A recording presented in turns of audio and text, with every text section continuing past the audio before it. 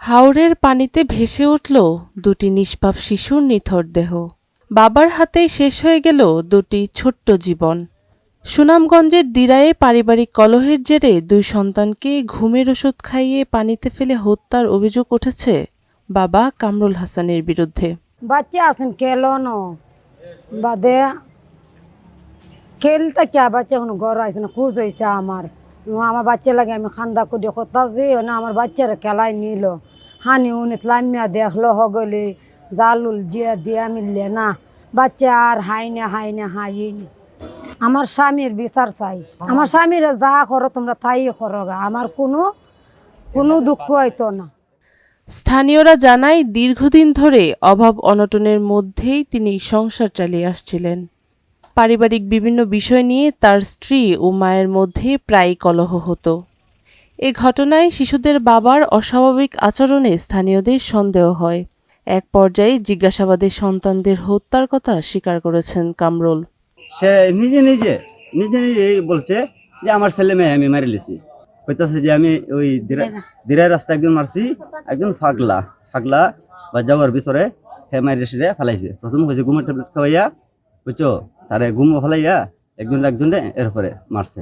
স্বামী স্ত্রীর মধ্যে গুলাহান রে বলে মারছে ফুলাটারে 3টা না কটা সিলাই দিছে। এইটা নিয়ে বলে হার মনের ভিতরে কিছু কষ্ট আছে, এটা তার আমরা জানি না, হেরা পারিবারিক সমস্যা।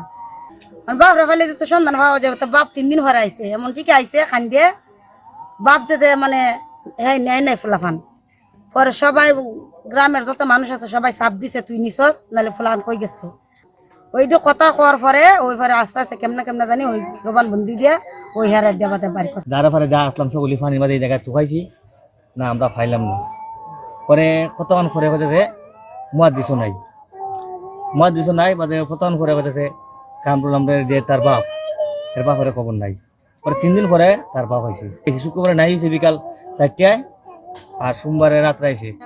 এ সময় স্থানীয়রা তাকে আটক করে পুলিশের হাতে তুলে দেন। তার বিরুদ্ধে পরবর্তী আইনগত ব্যবস্থা নেওয়া হচ্ছে বলে জানিয়েছে পুলিশ। পরপর 2 দিন পরশু দিনে একটা মেয়ের লাশ পাইছে, তার বয়স 7 বছর। গতকালকে যেটা লাশটা পেলাম এটা ছেলে শিশু লাশ, তার বয়স 9 বছর। বিষয়টা আমরা অজ্ঞাত হিসেবে নিয়ে পোস্টমর্টম করানোর জন্য আমরা যে সময় নিয়ে আসি, তখন আমরা বিভিন্ন সূত্র থেকে সংবাদ পাই যে এইরকম একটা পরিবারের 2টি বাচ্চা মিসিং আছে দিরাইতে। শান্তিগঞ্জ থানায় মামলা হচ্ছে, হয়তো আজকে আসামিকে বিজ্ঞ আদালতে প্রেরণ করা হবে।